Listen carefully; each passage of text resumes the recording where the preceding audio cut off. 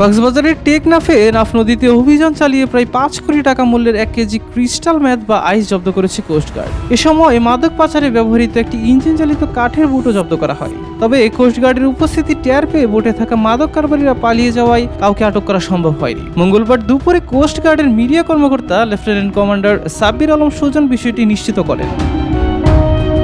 Coast guard জানায়, মঙ্গলবার রাত 2টার দিকে গোপন সংবাদের ভিত্তিতে টেকনাফ থানার নাফ নদীর শাহপুরি এলাকায় বিশেষ অভিযান পরিচালনা করে কোস্টগার্ড আউটপোস্ট শাহপুরি। অভিযান চলাকালে সন্দেহজনক একটি ইঞ্জিন চালিত কাঠের বোটের গতিরোধ করতে সংকেত দেওয়া হয়। কোস্টগার্ডের উপস্থিতি টের পেয়ে বোটে থাকা মাদক কারবারিরা সংকেত অমান্য করে দ্রুত গতিতে পালিয়ে যায়। পরে তারা পার্শ্ববর্তী গুলারচরে বোটটি রেখে পালিয়ে গেলে কাউকে আটক করা সম্ভব হয়নি।